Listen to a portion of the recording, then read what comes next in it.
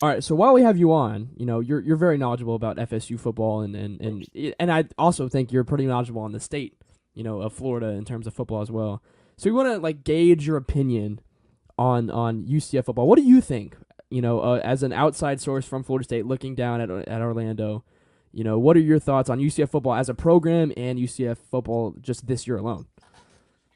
So I would say, I mean, as a program, I remember when Gus was hired, I was like,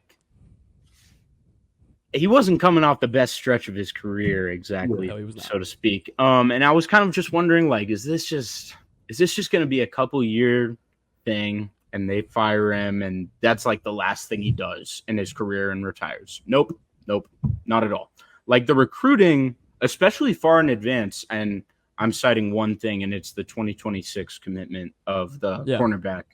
But that like means something, especially when not like to crap on UCF, but like when you're a school that's not a blue blood necessarily of UCF's caliber, like the early relationships are so huge. And like if you can get the momentum rolling by landing a guy like that in 2026, and that's assuming they don't drop him in the rankings, assuming like if he stays committed to UCF, because I don't know. But like that gets the momentum rolling. Like, and the class last year was second in the conference, I think, or I don't know, it was pretty high. And Texas Tech, I think so. Something like that. TCU. Tech. And the 2025 class is first in the conference. Yeah, we're first. Yeah.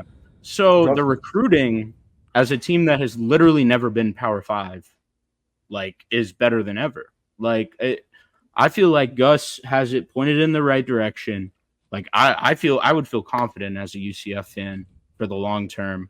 I haven't really looked into their like specific commits, but I did watch the 2026 kid, some of his like highlights, and he looked very interesting. Like I'm always I prioritize like taller, like lengthy guys, and he's only 5'11", 6 foot only. That's not short, but yeah, like he has every trait that you would want in a corner, basically, that like makes up for the fact that he's not freakishly big. Like I always have a little bit lower expectations for those guys, and he very much exceeded them. For this year, like the receiving and the running back cores are very strong. Like I've watched, your guy, I watch a little bit of your guy every once in a while. I don't even know if I have to say his name. Everybody who's watching this knows who you're talking about. He's the best player on the team, from what I understand. I mean, it's pretty. Yeah. I mean, I like Penny Boone. Don't get me wrong. He's really like very productive. A big change of pace back next to Harvey, but like RJ Harvey is like that dude is. I'd be pretty surprised if he's not like a top 100 pick. Like he's a pretty complete running back prospect. Yeah. Like what was it? The one of the bigger games last year I was watching, and it was my first impression of him. I think I posted it. Like it's just the mixture of the power game, the finesse, and then the long speed. And he can pass block. He's good in the receiving game. Like he's just a complete player. And like maybe his counting stats drop a little bit because they add Penny Boone in the backfield and he's not the sole guy. But I guarantee he's a better player. Not guarantee, but like almost certainly guarantee that he's going to be a better player, like more efficient and productive player this season with another guy who was, I think they were both top 6 in the country in rushing yards last year, like in the same backfield. Like that's something you build around. And then not to mention, I'm not going to act like, KJ Jefferson is not too different from our quarterback, DJ. Like he's had some hype at certain points in his career. Same build, pretty much. Right, same build. They're really big dudes. They can both run. KJ is probably a better runner than DJ, and that opens up a lot. Like you have KJ to open up the running game, and then you have these 2 running backs that can just rotate and always be fresh. And then the receivers, I'm blanking on their names, but Kobe Hudson. Yes, those 2. Yeah.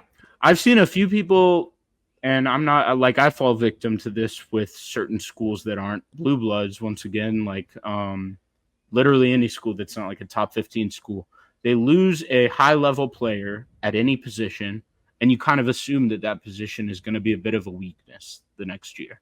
You lose Javon Baker, who, don't get me started, that man was committed to Kentucky in the portal, and they dropped him. But you lose Javon Baker, and like, I don't think it's insane to say that the receiving core as a whole improved. And I'm not familiar with beyond the top two, but just taking a step from those guys, like those guys each taking another step, having that 1-2 punch, like that's going to be dangerous. And the defense, from what I can understand, the front seven really impresses me. Hunter. Yep. He has some, Lee Hunter. Yeah, he has some very impressive like advanced stats as a pass rusher. And then really, I think I compiled like an all Florida team a few months back with this Miami Twitter account, and we were like heavily debating putting him in or not. Yeah. And I just remember he had like Pro Football Focus has this statistic that stops, and it's basically just like any play that an offensive coordinator would just be like, dang, like we lost that rep. I think it's like under 5 yards on first down and like under 50% of whatever you need to get on the other downs. And he was like second or third among all defensive tackles in the country. Like it was just like he plays every snap, but like all the time for a defensive tackle. Like defensive tackles rotate. He plays a lot, and he does a lot every play. He is a like very consistent force. Like he made me. I actually watched some UCF defense tape, and not that your all's defense isn't good or anything, but it's not as star-studded as the offense. It's not really that. We were second to last in the Power 5 last year for rushing defense, and worse in the Big 12. Worse in the Big 12, yeah. So not great. But yeah, I watched him, and then one of the corners stuck out a little bit. Who's corner one? What's his name? Is it Brandon Adams? Brandon Adams. Was he last year? Yeah. Okay. Yeah, that's probably him. But whatever game I watched of the defense, like he definitely stuck out as well. Yeah. I mean, I think really like the way that UCF's gonna win games is the offense, and also the offensive tackle that UCF lost last year to the draft. Yes, Grable. That was another. I saw someone else say something about like the offensive line is probably going to take a step back, and I don't. Yeah, it does not. It seems like it's going to take a step forward, if anything. And the offense. It's the biggest question mark on offense. Yeah. For sure. Okay. Offense is the offensive line currently. The transfers. How many? Fine. Okay. I believe we had 17 transfers this year. We got like 2 or 3 linemen, maybe. It's not off the top of my head. I can't name them. Okay. But it wasn't anything major. We're just kind of like rolling with the guys we've been developing. Right. It's just a matter of coaching, because you have, like you said, mentioned RJ Harvey and Penny Boone. Like if you can just make a small hole for those guys, they'll burst. And that will help them. That will help them. Yeah. But like you said, like if it was a weakness last year at all, like you had RJ Harvey last year, like, and you had probably a better running quarterback. I don't. Yeah, I would say JRP was a lot more athletic wise. Like yeah, fast. I don't know if he was just willing to, especially late in his career, pull it. But KJ, yeah, I don't know. I see KJ being more of like a bowling ball doing the read option. He's not going to get big 30, 40-yard gains, but on a read option, he'll get you a solid 7 to 10 yards. Kind of going through. You're saying this out loud. I'm kind of thinking like JRP is not too different from Jordan Travis. DJ is not too different from KJ. Yeah. Really, it's a difference in the run game. It's probably a more consistent run game, I think, is what we've kind of all come to the bottom line as. And I think that Arkansas, I mean, KJ, like I have looked when I was really paying attention to Kentucky. Arkansas was never in the bottom half of the SEC in rushing in his career. And Yeah. they had Raheem Sanders one year, and he wasn't very good last year. But really, he's a big difference maker in the run game. Yeah, I think really the problem for Arkansas this entire time just been they're in the SEC West, and Arkansas is just good at being fine, and being fine is not good enough in the SEC West. I'm a Kentucky fan, so yeah. But we're in the East. Yeah. So speaking of FSU football. All right, so we think it's important to get a gauge on other teams within the state. Florida State, of course, lost a lot of talent last year. Got stuff in the playoff. Right. I want to gauge. Will Florida State take a step back from last year, even if it's a slight step back, even if it's losing one or two more games, or do you think that Mike Norvell can rally and go back to college ball playoff contention yet again this year? I think it's weird because you have the 12-team playoff, so they can be a worse team and still make the playoff. But with that said, I don't think, and I didn't predict them. I didn't think they would go undefeated last year. I thought they would lose to either LSU or Clemson at the time, entering the season. But this year, I feel it's pretty likely as it stands now that they lose at Notre Dame. I don't totally see a path to winning that game. That's a Riley Leonard really, really stacked team. Their defense is really, really, really stacked. Probably the best, almost certainly the best FSU will face all year. Their offense has a lot of weapons. I know they're I was talking about losing guys to the draft and people automatically assuming that's a weakness. I do think their offensive line actually is a weakness at Notre Dame, but that is a team that's very talented, and it's away. It's Notre Dame. Yeah. That's not some school that you can discount the home advantage. Yeah. And then there's the Clemson game at home, and there's the Miami game at Miami. I don't know. I don't really think that DJ, and there's been now 3 different FSU players have had a quote about how Clemson is their most excited game of the year because they want to get revenge for DJ. I just can't imagine them blowing that game necessarily. And Clemson's a very good team. Miami is interesting because they don't necessarily have the greatest home field advantage. Yeah. And they're playing at home, but they also have a really, really talented team, and there's a lot of preseason hype. So if they can go on a run early in the year and they can get a home field advantage, they have fans. It's not that they don't have fans. I just don't, from what I understand as an out-of-state guy who hasn't paid attention to Miami, it appears as if the fans just don't really trust the coaches to show up to games and not be disappointed. With that said, I think my prediction is 10-2 with an ACC championship appearance. I think probably they lose to Clemson or to Notre Dame, and then I think they most likely lose to either Clemson or Miami. And honestly, this might be on paper, just looking at rosters, closer to a 9-win team than a 10-win team. But what you were saying about Mike Norvell rallying the guys, coming off the snub, I just don't think they would lose more than 2 games. I'd be pretty shocked. Well, the GOAT to some people, Big Game Boomer, recently tweeted a day or 2 ago saying that Mike Norvell's lost locker room. Yeah, he's lost the locker room. And Georgia Tech is going to upset Florida State in Dublin.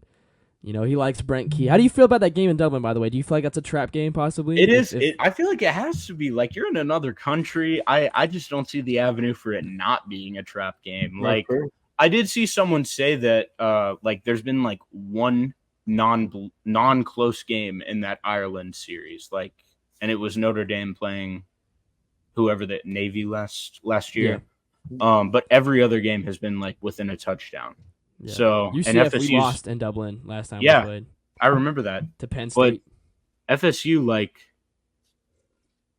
they are 13, 14-point favorites. I don't know.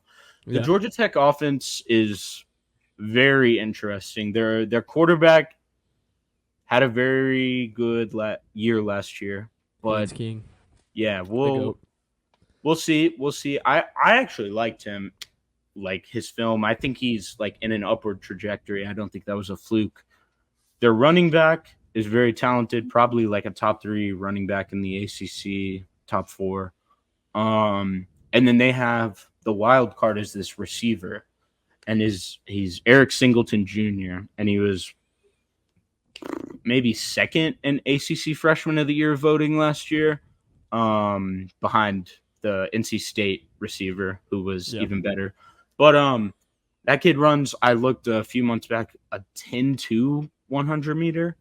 Yeah. FSU prioritizes size at corner. Size, like very much like I think they have one defensive back on the roster that's listed below 6 foot, which is just absurd. But that like sacrifices speed, obviously. And I don't know how tall Singleton is. He's like 5'10", 5'9", but he is fast. Like he is fast. So if he can get behind the defense, like, you know, like that's kind of a recipe for disaster. If their best player or most promising player heading into year 2 is like a weakness or like can be exploited against our defense, I see the path. I wouldn't pick Georgia Tech to upset FSU. Yeah, I probably wouldn't even say it's like a 30. I would pick chance, plus 13 though on Georgia Tech. I think I would. I would definitely. I would bet that. I'm gonna be betting that. I'm hoping it moves a little bit further towards FSU, but yeah, I will be betting that. All right, but, and we have to ask you one last thing. This is a little fun thing.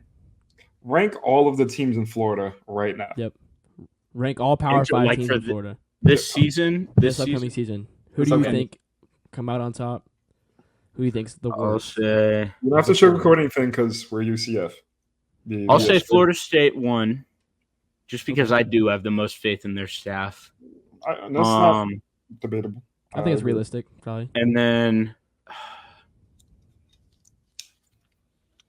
I mean, I think Florida is going to not. I'm not considering Florida for number 2, but I think Florida is going to be a talented team. I just don't think they're going to be. Like their schedule is insane, so they're I think Florida is last, or well, who's the 5th team? USF or FIU? We're do Power 5 only. Power 5, okay. Power 4 only. Okay, just 4. Yeah. So I'd say Florida's last, and then it's Miami or UCF. I honestly almost want to pick UCF just because, like, I don't think that Miami can beat out Clemson and FSU necessarily. And like,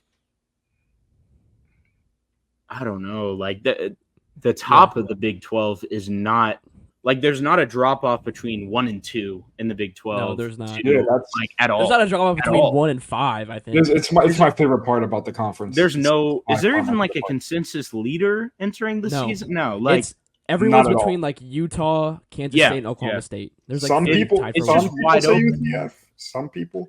Not much. Like so I think I'd probably lean. I mean, I think if they played, I'd probably pick Miami, but I think UCF is gonna have a better season than Miami. And maybe that means they have the same record and UCF just accomplishes more. But like bottom of the line, like more ability to do stuff in that conference, I guess, just because even though honestly the conferences are very similar this year. But the Big 12 is more middle, like heavy. The middle of it is just such a tight race, and there's such a drop off in the ACC after the top teams. But I'd probably say FSU 1, UCF 2, Miami 3, Florida 4. Because you think UCF is beating Florida? Oh yeah. Yeah, probably. Oh yeah, okay. All right, this is a big success. That's the lock. Okay, cool. That's the lock. But thanks, Clay, for coming on the show for this segment, for this part of it. Eric, go ahead and follow him. I'll put his Twitter up on the screen. He has awesome content. I tune in all the time. I mean, his ball knowledge is just insane. Not even just for Florida State, but for just college football in general. One of the best accounts to follow. But thanks, man, for coming on. Genuinely, I appreciate it. It's been in the making for a while. Yes, sir. Yeah. Clay are cool people. You find a Clay, tell them they have a good name. It's a lucky name, apparently. Appreciate you for coming on, man. It means a lot. Yeah, thanks. Man. For sure. Have a good one.